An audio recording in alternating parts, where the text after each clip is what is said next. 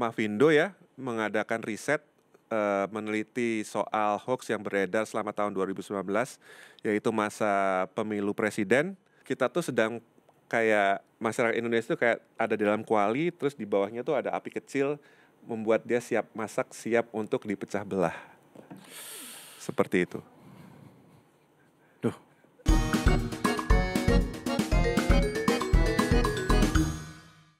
Merdeka. Hari ini podcast Nusantara ingin membahas topik seputar anti hoax, anti fitnah, semua hal yang membuat negeri ini jadi malas untuk bergerak dan berjalan lebih baik. Nah, hari ini saya ada tamu istimewa yang hari ini akan membahas topik soal itu. Hadir bersama kita Mas Eko Juniarto, Presidium dari Cek Fakta Mavindo. Bener nggak, Mas? Benar, saya Presidium Pemeriksa Fakta. Ya. Selamat datang di podcast Nusantara, Terima Mas Eko. kasih. Ini pertama kalinya nih kita bahas soal hoax ya. Tapi sebenarnya kalau dipikir-pikir konteks hoax ini kan bukan sesuatu yang sudah berjalan lama ya. Kalau kita bicara topik hoax sendiri mungkin setelah digitalisasi 2010-2011 kita sudah mulai melihat begitu banyak hoax, atau sebenarnya dari dulu sudah ada? Sebenarnya dari dulu sudah ada. Karena kalau kita lihat ya etimologi dari ini ya, kata hoax itu sendiri, itu asalnya dari hokus pokus. Benar kan? Si itu ya? Iya, sulap. Sulap Jadi itu? untuk mengalihkan perhatian, begitu. Okay. Jadi bedanya dengan yang dulu tuh ya, nonton ini nggak, apa kayak serial TV Law and Order, itu kan mulai dari tahun 1990 ya? Ya, tahu. Internet di Indonesia belum ada kan? Betul. Tapi yang namanya hoax sudah ada. Jadi hoax soal orang dioperasi, diambil ginjalnya buat dijual.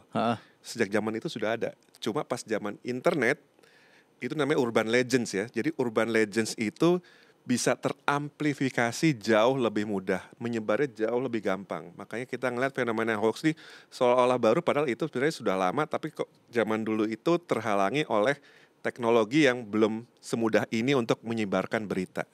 Nah, begitu. Sekarang cerita soal Mavindo dan bagaimana sebelum ada Mavindo atau organisasi yang lain yang melakukan hal tersebut seperti itu.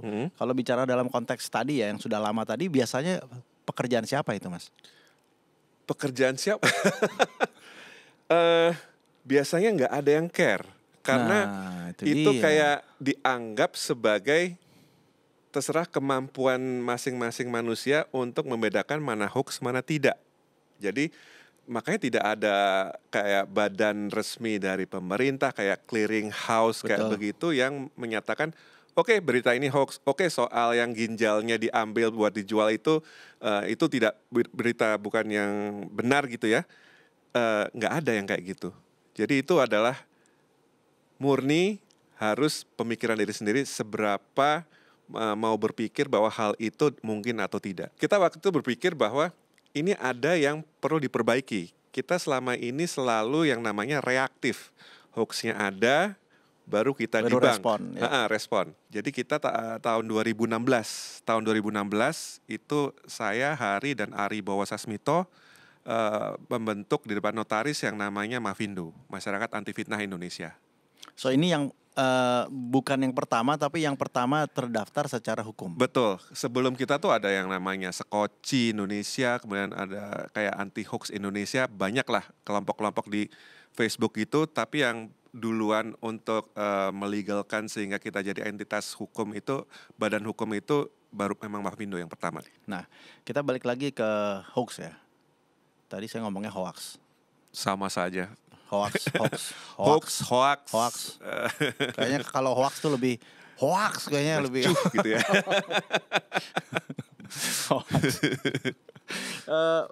Kembali ke konsep hoax sendiri ya. Kayaknya hoax lebih kayak agak lebih pinter gitu ngomongnya, hoax ya. Oke. Nah, kalau ngomong hoax sendiri di Indonesia mana yang paling banyak seputar berita hoax itu? Ini pertanyaan menarik karena sebelum COVID menyerang, itu yang pertumbuhannya paling tinggi itu adalah hoax sekitar politik. Jadi entah menyerang orangnya, parpolnya, atau yang kita mulai lihat sejak 2019 tuh yang diserang adalah KPU-nya. Tahun 2020 hoax kesehatan gara-gara pandemi COVID. Jadi itu adalah satu-satunya tahun di mana politik kalah. Biasanya selalu nomor 1. Politik ya, karena itu kayak lebih mudah digoreng lah begitu. Mereka tuh ada kayak hoax tuh ada klasifikasinya nggak sih, kategorinya gitu ada? Ada, jadi kita tuh mengikuti yang namanya first draft ya. First draft tuh adalah kayak semacam organisasi yang tentang jurnalisme di luar negeri. Jadi ada 7 kategori, yaitu pertama adalah satir atau parodi, satire atau parodi. Jadi dia tuh hoax yang sebenarnya nggak berniat ekonomi, nggak berniat apa, cuma ya lucu-lucuan aja. Misalnya yang saya pernah lihat tuh ada bunga karang, ya bentuknya kan bagus tuh.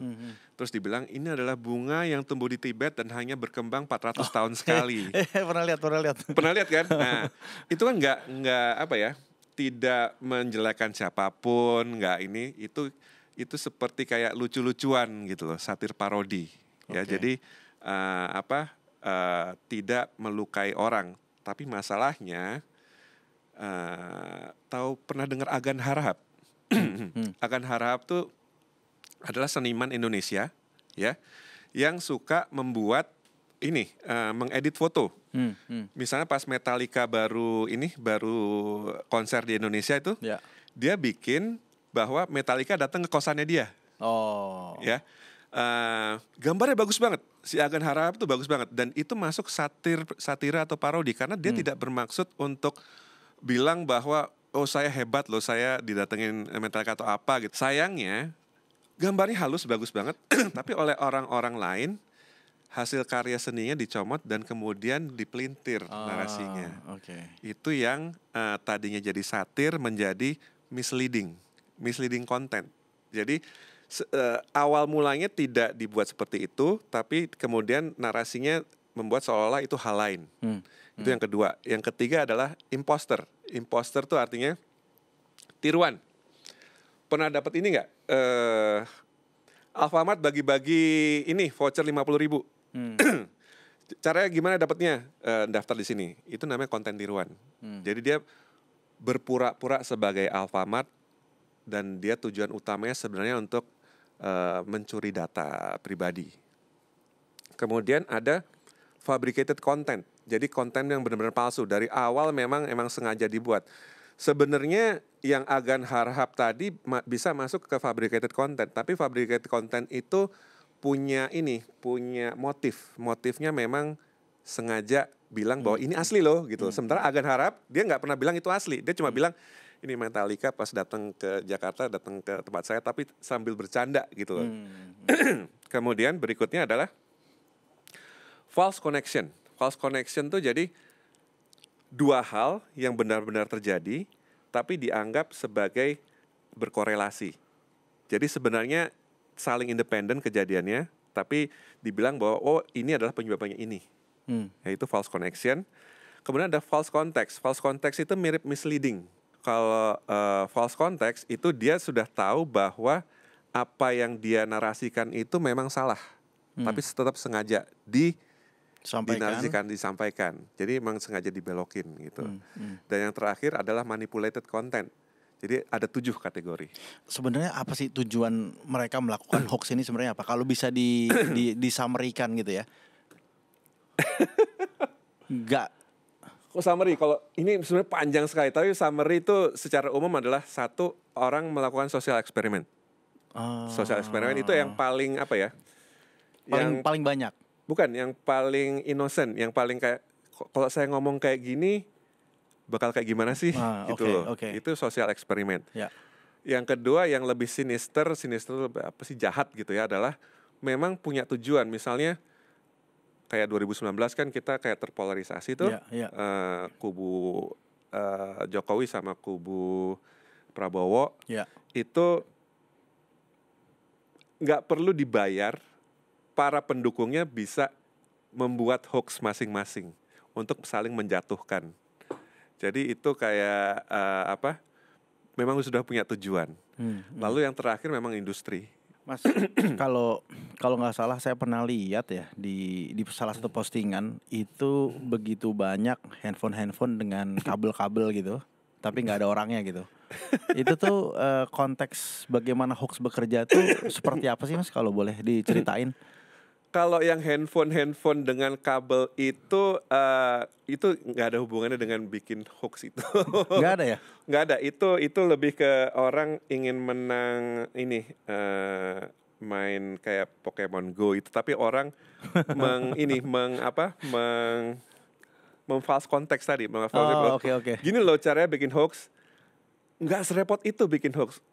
Bikin hoax tuh cuma satu komputer saja, satu tablet. Yang penting punya rasa sastra untuk mengarang sesuatu yang bisa membuat orang terpancing emosinya. Ya. Terus media sosial tuh sangat banyak, tinggal disebar dan bikin, ada yang dibantu dengan bot memang. Tapi bot itu nggak berarti harus masing-masing punya handphone kayak itu, nggak. Dia cukup satu ini saja, dia login bergantian terus dia bisa sebarkan. Akunnya yang penting akun anonim lah gitu yang nggak jelas siapa. Terus udah kirim aja. Di Amerika itu yang kasus pemilihan umum yang Trump menang di Twitter itu tidak bisa dibilang, orang melihat ya akun kayak, oh ini manusia beneran nih, ada potretnya, ada bilang dia kerja di mana, ada bilang dia rumah di mana, tapi ternyata bot. Jadi kalau bilang anonim ada benarnya karena dia sebenarnya orangnya tidak pernah ada. Tapi orang yang melihatnya itu tidak bisa langsung tahu bahwa itu adalah bot. Kayak begitu. Jadi orang malah jadi gampang percaya karena ini orang biasa loh yang ngomong kayak gini. Ya. Saya juga orang biasa. Ya. Jadi mereka merasa relate. Jadi itu akan lebih gampang masuk, lebih gampang memancing emosinya. Ya. Nah, kalau tadi bicara soal bot, gimana caranya Mavindo tuh bisa mendeteksi mana yang hoax atau nggak hoax? Itu teknologi yang sebenarnya digunakan secara global atau memang kemudian di Indonesia ada teknologi-teknologi tertentu yang memang bisa dibuat untuk itu? Kalau automatically mendeteksi hoax itu masih dalam pengembangan. Kita sedang membuat juga AI ya, artificial intelligence, tapi itu masih tahap awal ya. Kalau teknologinya sampai saat ini terus terang baru apa ya? Baru tahap awal deh. Untuk memastikan 100% bahwa itu hoax atau tidak, tetap butuh kayak supervisi dari manusia ya. Tapi kalau yang dibahas itu apakah sebuah akun itu bot atau tidak, itu ada yang namanya SNA, Social Network Analysis. Jadi dilihat perilaku dari akun itu. Biasanya akun itu bisa dideteksi sebagai bot kalau dia tuh lebih banyak share ulang, jarang menceritakan tentang dirinya sendiri. Itu kita bisa curiga bahwa ini mestinya bot nih, kayak begitu. Tapi kalau memang sekarang ada berita gitu di sosial media, satu-satunya cara ya mengkonfirmasi gitu. Iya, mengkonfirmasi atau Mavindo itu bersama rekan-rekan media yang lain, ada 24 media yang lain, itu membuat yang namanya cekfakta.com. Jadi cekfakta.com itu adalah tempat di mana orang-orang bisa melakukan pencarian ya, mencari tahu berita ini benar atau tidak, gitu ya. Kemudian kita juga punya ini Kalimasada buat WhatsApp ya. Dari hasil pemantauan kita, WhatsApp tuh masih banyak banget yang pakai di Indonesia ya. Jadi banyak hoax yang beredar di WhatsApp, itu tinggal di forward atau ketik keywordnya misalnya apakah bawang putih menyembuhkan COVID-19 gitu misalnya. Oh itu ada hoax yang sekitar soal bawang putih dan COVID-19 gitu misalnya. Jadi paling mudah adalah periksa ke tempat yang memang sudah pasti tempat melakukan cek fakta. Tadi cekfakta.com kebetulan namanya memang pas. Atau kalau dirinya memang cukup pandai, cukup open-minded, cukup kritis, dia bisa mencari tahu sendiri. Kenapa tadi saya bilang bunga karang tadi? Karena itu yang menyebarkan itu adalah teman kantor saya, ibu-ibu. Tapi begitu saya kasih tahu, itu ada yang namanya backfire effect. Backfire effect tuh jadi orang merasa diserang ketika dikasih tahu bahwa dirinya salah. Itu waktu itu bukan salah saya juga ya, mungkin saya terlalu belak-belakan gitu. Oh itu bukan, itu adalah bunga karang gitu. Nah, tapi kita lihat problemnya adalah tidak ada tempat di mana kita bisa benar-benar mencari tahu, atau tempat yang dipercaya oleh masyarakat. Ini loh, cari sesuatu yang benar tuh ada di mana gitu loh. Sifat orang tuh gampang percaya kepada orang lain ya. Itu adalah salah satu, saya bilang sih itu bukan kelemahan ya, itu justru adalah kebaikan dari manusia tuh. Saya bisa percaya langsung gitu loh. Hal yang natural ya. Iya, hal yang natural. Saya nggak cuma curiga ini mau nipu saya nggak ya gitu. Nggak seperti itu. Cuma ya itu dia, masalahnya adalah ini bisa dimanfaatkan oleh orang-orang yang tahu sifat alamiah manusia.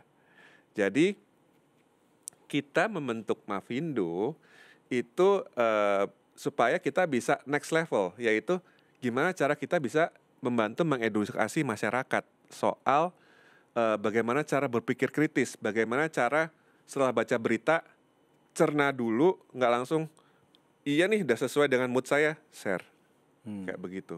Ada sebuah sebuah survei ya, kelas pekerjanya di Kota Besar Jakarta. Jadi umur antara 20 sampai 50, ranking kita itu dalam hal bisa membaca sebuah berita dan memahaminya, kalau nggak salah sekitar 58 kah? Dari 61. Ya ampun. Iya, jadi serius?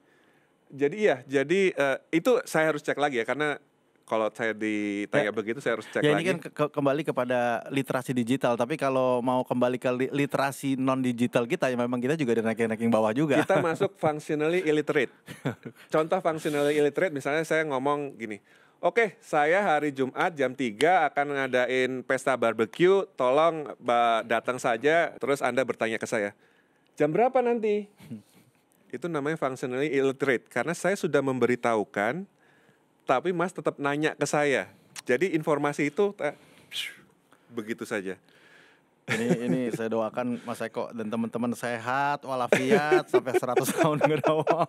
Karena PR-nya banyak banget berarti. Iya. Ini kan kalau kita kembali kepada isu bangsa ya jadi sensitif banget, karena ini kita bicara pembentukan karakter watak bangsa yang sebenarnya itu udah jadi problem besar kalau ini dibiarkan begitu saja ya. Iya. Jadi gini, Indonesia tuh adalah negara kelima terbesar dalam hal populasi, dan di Indonesia kita Mavindo ya mengadakan riset meneliti soal hoax yang beredar selama tahun 2019, yaitu masa pemilu presiden. Kita tuh sedang kayak masyarakat Indonesia tuh kayak ada di dalam kuali, terus di bawahnya tuh ada api kecil membuat dia siap masak, siap untuk dipecah belah. Seperti itu.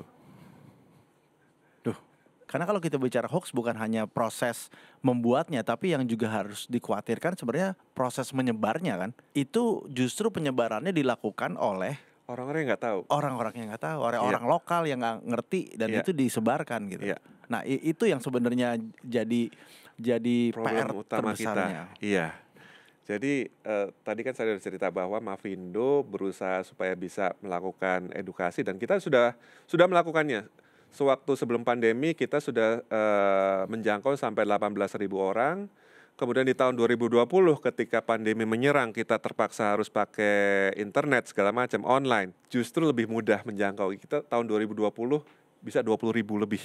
Tapi kita mau lebih lagi. Jadi kita nggak mau berhenti cuma memberikan edukasi. Kita sedang berusaha merancang yang namanya kurikulum ya, supaya bisa diajarkan di sekolah-sekolah bagaimana cara berpikir kritis. Jadi kita mencoba supaya ini loh, kalau kita mau bikin masyarakat kita lebih pintar, mungkin sistem pendidikan kita juga perlu diperbaiki juga. Hoax itu bukan soal seberapa rendah atau seberapa tinggi pendidikannya. Itu cuma cukup membantu dalam soal menalarnya. Tapi hoax itu bisa awet, bisa tetap terus menyebar karena emosinya yang duluan terpancing. Jadi mau dia S3 ya, kalau emosinya sudah di depan dan berpikir rasionalnya sudah ketutup sama emosinya, hoaxnya tetap bisa kena. Sekarang kalau kita bicara apa ya, solusi bukan solusi terdekat ya, solusi yang paling sederhana ya kembali kepada pendidikan karakter, betul, pemahaman hati nurani yang dibangun, dan pada artinya itulah yang bisa membedakan. Yang penting tuh adalah kalau di Jawa itu gimana caranya supaya tidak gumunan lebih dulu. Gumunan tuh artinya kayak wah kok begitu ya gitu, kok sudah tercengang duluan. Kalau yang mau kita bisa ajarkan tuh adalah jangan tercengang duluan, jangan gumunan duluan, tapi skeptis duluan. Skeptis itu yang bisa membantu kita untuk lebih berpikir kritis. Ya. Seperti itu. Nah, kita di layar ada beberapa contoh berita hoax ya, dan mungkin Mas Eko bisa bantu caranya supaya kita masyarakat bisa memahami, melihat, dan kemudian apakah ada cara kita juga untuk menjadi relawan, melaporkan dan lain-lain dalam konteks ini, bisa dikasih contoh nggak Mas? Kalau menjadi relawan tadi bisa di Mavindo tadi ada mendaftar relawan. Tapi kalau ini adalah turnbackhoax.id. Ini adalah tempat di mana kalau misalnya ada hoax yang kita berhasil debunk, kita taruh di sini. Kita tuh cuma ada 18-an orang ya. Ya 18 orang bisa baca berapa banyak sih, sementara media sosial tuh setiap hari kan lihat aja salah satu. Jadi kadang-kadang bisa jadi bumerang juga waktu gini. Udah cek aja di Turnback Hoax. Nggak ada tuh beritanya. Belum tentu ada. Nggak ada beritanya, berarti benar gitu. Itu salah satu ini kenapa kita berusaha untuk membuat orang bisa berpikir lebih kritis. Karena belum ada di turnbackhoax.id bukan berarti berita itu benar. Betul. Ya. Betul. Mas Eko, makasih banyak. Ini benar-benar membuka wawasan kita semua ya hari ini. Kalau yang selama ini itu cuma hoax, itu aja kalau bisa kita bergerak atau melakukan sesuatu terhadap isu itu ya. Dan ini isu besar sekali sebenarnya. Jadi semangat nih mau jadi relawan nih. Mas Eko, sekali lagi terima kasih. Sukses buat teman-teman Mavindo. Ini bukan lagi pekerjaan, ini amanah, ibadah yang harus dilakukan agar ya kita semua bisa melewati masa-masa ini dengan baik. Dan saya pikir ini salah satu bagian penting ya yang harus kita angkat. Dan sekali lagi objektif dari program ini adalah bagaimana membangun Indonesia yang semakin baik, semakin pintar, dan kemudian kita bergerak membangun dunia bersama-sama. Amin. Kapan-kapan kita undang lagi ya. Silakan. Baik, itu tadi ngobrol-ngobrol sama Mas Eko, dan terus mengikuti program-program kita, bangun rasa cinta kita pada Indonesia. Saya Arto Biantoro, sampai kita berjumpa lagi di podcast berikutnya. Hidupkan cinta Indonesia.